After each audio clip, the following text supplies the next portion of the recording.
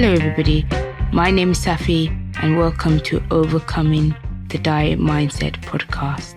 I am 7 years post-op and a trainee psychotherapist. On this podcast, my aim is to vanish crappy, fad dieting and unhelpful thinking, to reclaim our mindset with a little rewiring so we can stop yo-yo dieting and get off the roller coaster for once and for all. Well, hello everybody. Welcome to episode 6. I hope you're all keeping well. And on this podcast episode, I'm gonna summarize a book by Dr Weiner called A Pound of Cure, Changing Your Eating and Your Life One Step at a Time. Dr Weiner is a bariatric surgeon who has written the book as a result of working, I think, for a long time with bariatric patients. And the reason why I want to cover this book was because I read it a couple of weeks. I know I've read it about twice now. And it's one of those books that I'm not into anything that's about giving you a diet plan. I hope you're getting that from my 5 episodes so far. I'm very much against traditional. I'm not against. Against is a harsh word. I think you can do whatever diet you like, but as long as you have all the information, because I think the diet industry leaves out a big chunk of the jigsaw, so you can never fully complete it because you're missing the psychological aspect of it. And so that is my biggest issue. However, I think as we go along, I'm going to cover it over 2 weeks, and then I will tell you how I'm utilizing it in my life. So what I'm going to do is I'm just going to give you my key learnings, my takeaway, what I think is important for our community and to support ourselves moving forward. He's got a lot of information, so I'm going to do my best. This is only 5% of the information that's contained in this book. A lot of it is, it's science, it's biology. So I really recommend that you go and get yourself a copy and get a good idea of why biology does what biology does and how biology contributes to obesity. So with that said, the first thing he points out, I think the premise of the book is that society has got obesity wrong, especially the medical community and popular media. So just going back a bit, Matthew states that we have basically solved one problem of hunger and not having enough food to now having too much of, not the wrong food, but processed food. So from years of food scarcity and not having enough food, now he speaks, he uses America as his point of reference because that's where he is. But I don't think that this is just unique to America. I think it's a Western first world issue. So we've solved, nobody's dying of starvation anymore. But if you go to your local supermarket, the healthy, nutritious food takes up the smallest part of the supermarket. So now we've got abundance of food, but we've got food that nobody truly knows the impact that it has on some people's. Some people react differently, and that's what he says is that actually there's 2 people. Somebody could not gain. So the fact that some people are obese, I'm going to explain the science bit as much as I can. So bear with me, guys. The fact that some people get to stay slim is an indicator that it's a lot deeper, and there's things that we're not able to measure. The way that people process, store processed food. And he says that's the biggest problem. Some people are more susceptible to obesity because of the way that their body reacts to processed food. He doesn't know why, and he said it's difficult to measure. However, that is the difference between somebody who becomes obese and somebody who doesn't. However, society has decided that we're going to simplify it, because I guess it's easier to provide a treatment for, or a diet for. So, for example, the medical community, the diet industry, popular media have all decided it's actually calories in, calories out. And if you're overweight, it's because you're lazy and you're greedy and you're just a flawed human being. Matthew did not say that. I said that. So a lot of this is going to be, I'm just summarizing what Matthew said, but I'm putting my spin on how I understand it. So going back, before I go off on a tangent, going back to that, he gives a great example of if there's a 50-year-old and he weighs 400 pounds, and imagine he was 50, at 15 he weighed 150 pounds, and then over the first part of his life he gains all that weight up to 400 pounds. Actually, all he would have had to consume is an extra 70 calories. So that's a slice of bread, which then the doctor highlights, actually he would have to make sure, every human would have to make sure that we counteract every calorie with exact maths of exercise and burning it off.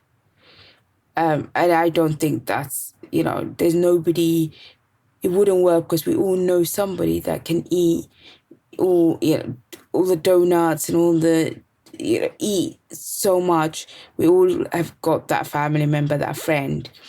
So I was like, where does your food go? And then they never gain weight. And then there's some of us that just happen to, I could just look at a menu and gain weight. So the fact that this man had just had an extra slice of bread doesn't make him gluttonous or lazy or an awful human being.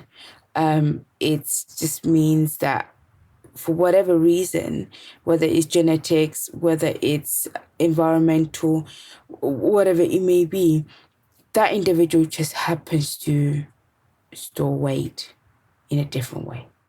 With that said, he also references the Minnesota starvation diet, which was it's a study, which was carried out in 1945, I believe, or 42.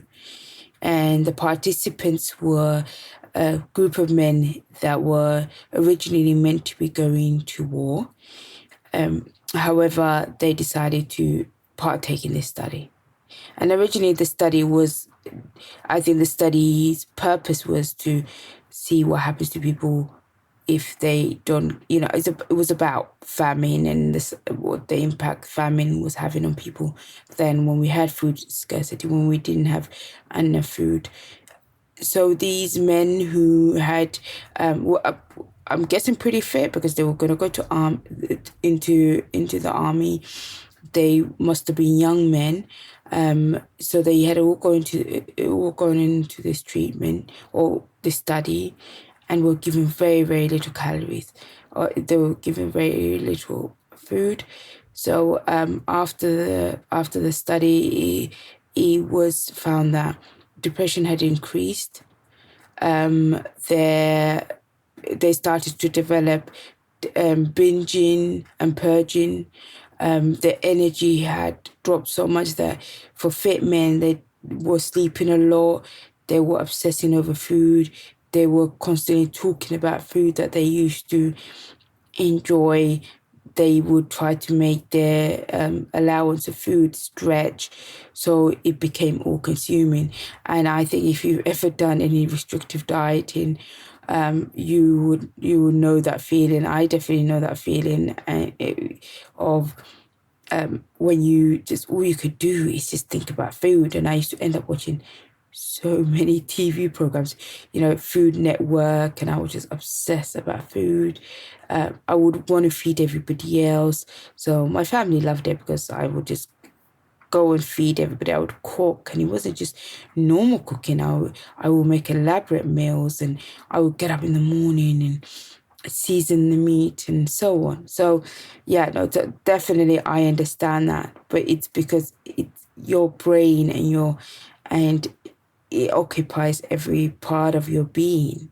So he says basically every starvation diet, just what it does is it just, for a time being, you can lose weight, and you lose a couple of pounds, maybe up to a stone, but eventually your body kicks in, your metabolism kicks in, your set point kicks in.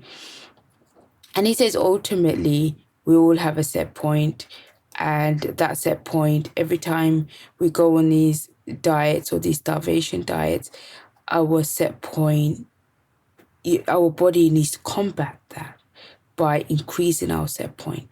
And when it does that, what it does is it actually makes us feel hungrier. So it releases more hormones to make sure that we eat and we recuperate any weight that we had lost. And then the brain also sends out signals that we need to move less. So yeah, so I definitely can resonate with that. I've definitely found myself sleeping a lot, and then wanting just to eat and not being able to stop. The doctor states that actually we can't basically starve ourselves skinny, as any more than we can stop ourselves. We can stop ourselves from breathing to the extent that we suffocate ourselves. Our body would always kick in.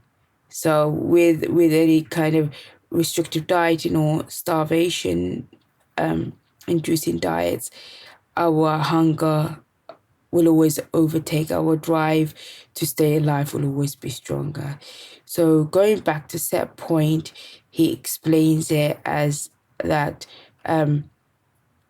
it's what we're good, especially as bariatric patients, is what we need to maintain in order to, have long-term success. So we need to drive that down, and then we need less food. So those hormones are not being sent to our body to increase our hunger and reduce our movement.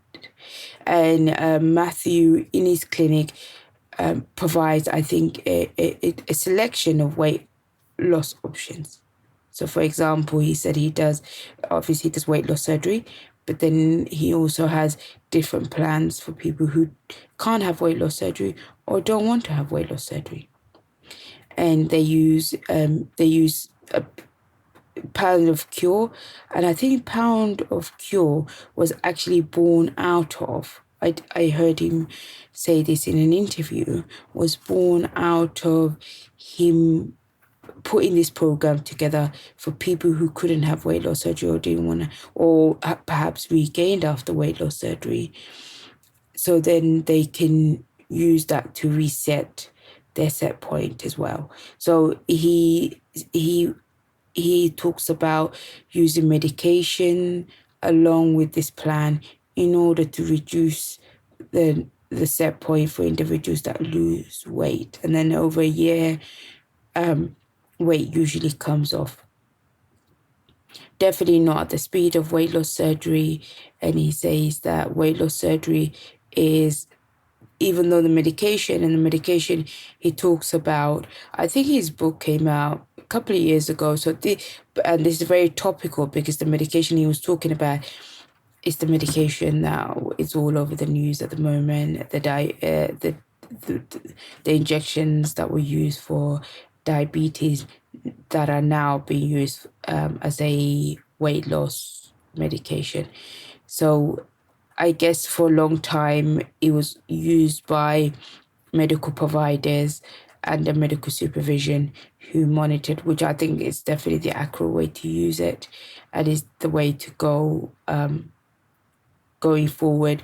If you want to access it, I think it's finding somebody like Dr. Weiner or equivalent to support you in using it, and then give you that the other strategy of how to eat so you have long-term success. He quotes that even with that, weight loss surgery is still 20 to 30% more successful than using the medication and his plan. So before I go, actually, let me do a bit of explanation. He uses a good example of lab force-fed rats. And they were, because apparently there's not very many studies on human beings, which is a good thing. So these rats were force-fed to gain weight, and then they stopped it. And ultimately what had happened was the rats automatically, their set point lowered, so their hunger hormones lowered, and then they became more physical. And then after some time, they were back to their normal weight. And that's the way the body should work, and that's the way weight loss surgery works. So we almost, on some level, the weight loss surgery gives our body the signal that we are overfed, and I don't know, whatever they do to our stomachs indicates that we need to lower our set point, and then give that signal to our body that actually we need to lose weight by getting ourselves back to our natural weight. And he thinks that's all driven by hormones, and we get to, which is amazing. So that's the reason why weight loss surgery is ultimately the gold standard to proper weight loss, or substantial weight loss. So I think in summary, I'm sorry if it's all very it's a lot of information, and I'm trying to condense it down, and I'm trying to make it understandable for those of us that are not doctors. But to recap, there is biology at play, there is body set points at play, there's our body metabolic thermostat, which is very individual to us. Nobody knows why some of us react the way we react to processed food. And it could be our genetics, it could be all sorts of different aspects, and science hasn't really worked that out. So the only option is that we eat, and this is what I'll cover on the next next week's podcast, is that he's worked out there's a way of eating really good food, nutritious food, mostly probably vegetables, and just wholesome, nutritious food, in order to bring down that set point and make sure that we stay at our new low weight, or maintain our weight loss after bariatric surgery. So ultimately, what I'm taking from this is that, there's also other things going. Actually, just something I just remembered he said, which I thought was a really good point, is that our set point also can get adjusted by life events such as pregnancy, menopause, illnesses, medication. And then those are the things also that can make us gain weight, and that interferes with our set point. Ultimately, for example, if some people are on medication, I knew somebody who was given medication due to depression and possibly steroids as well, and they had gained rapid weight.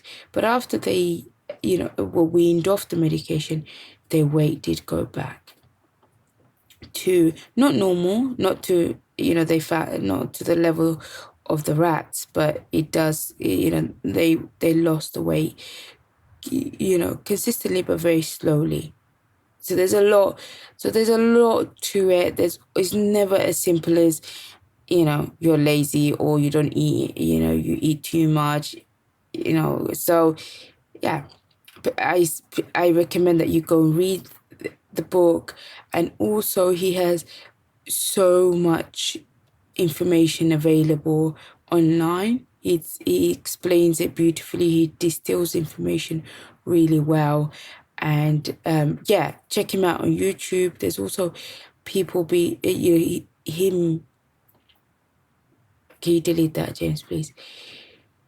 There's also interviews of with him where he explains his rationale, why he developed the plan, how the plan was born, and that's really interesting as well. So check that out.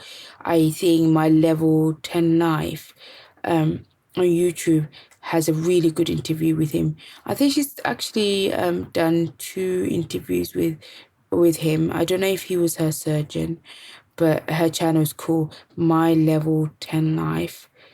She's a lovely lady, so check that out.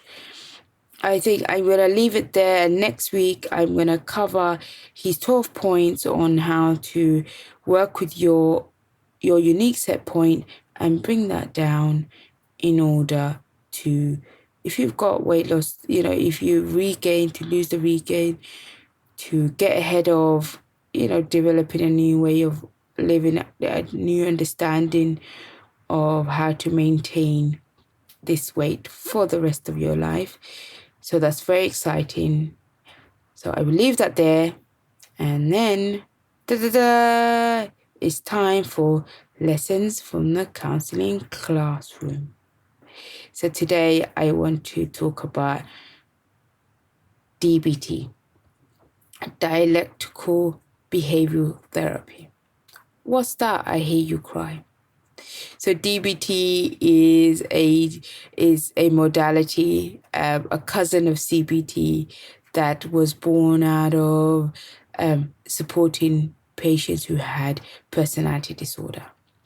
And this particular therapist that developed it did have personality disorder, and I think it was a way of a lot of therapists would just burn out with people who were suffering with personality disorder, and constantly they constantly wanted to end their life. And I think I could imagine it will just, after a while, you feel that you were not getting anywhere, and then it will become really hard. But anyway, so in regards to eating, now it's being used predominantly with eating disorders, rather than eating. I think actually this you can use it for emotional eating, and there's a lot of work being done around that. So I'm just going to give you an overview, a taster of what it is and how it can support somebody who has had weight loss surgery but has self-identified as an emotional eater, possibly struggling with some binge eating tendencies. Binge eating is it needs specialist treatment, and if you do think you've got binge eating disorder, please go see your GP. It's now part of, there's a diagnosis for it, there's a treatment for it, and definitely you should be getting treatment from a specialist for binge eating disorder. Don't suffer in silence. Even if you've got a high BMI, definitely go and advocate for yourself.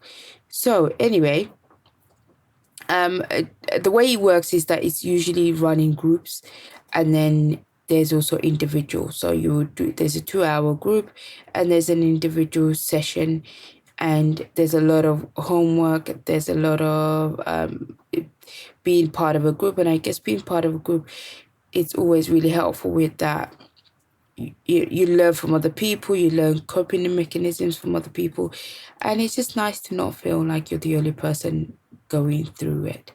So with people who identify as emotional eaters, dialectical behaviour therapy can support you in providing that space between that need to go from feeling really, having a distressor, you feel really stressed, so that's the stimulus, and then the reaction of eating food. So for me, sometimes there's no space. I feel stressed, and before I know it, I have eaten, about whatever it may be.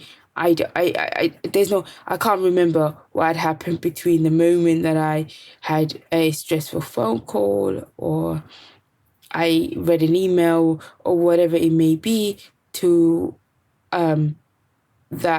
till when I've gone to the cupboard and have eaten food that I didn't plan to, I didn't want to, I didn't need to. So for me, it makes really good sense. So the main premise of it is that you learn to develop that space. It gives you that space of checking in with yourself, learning that that it doesn't all have to be so reactive. And so there's 4 points to DBT, and DBT should be done with a qualified DBT therapist. It's not something you could read. I think you could read into it, and the NHS do definitely offer it, but I think there's a big waiting list. But if you could afford to, go and find your own DBT therapist, definitely go and do it. So the 4 main components are mindfulness, which is always something that keeps on coming up. Distress tolerance. So being able to manage that distress, as I was saying, that ability to not go from stress and then eating, or stress and then overwhelm and then eating, And then emotional regulation is being able to get those tools to be able to regulate your emotions without food, and interpersonal effectiveness. So this is just a slight, I'm just touching on it. I'm not, I'm not an expert at it. I haven't fully trained in it. It's something I'm really interested in training in it. But ultimately, I'm just summarizing what this therapy could do for somebody who's had weight loss surgery and then has identified, possibly hasn't spoken to anybody yet, but has identified that emotional eating is a challenge for them.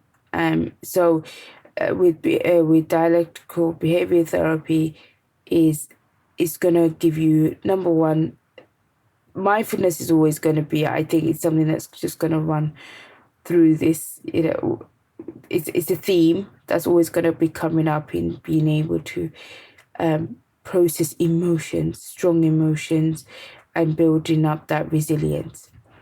And then that goes into the tolerance of how can I build up the tolerance, even if it's just 1% at a time, 1% at a time, 1%, 2%, giving me that little bit of space, giving me that space to think, and then make an informed decision. And ultimately, it's that compounding effect. Every time we're going to get stronger, we're going to have more space, we're going to know what's happening, we're going to get better at it.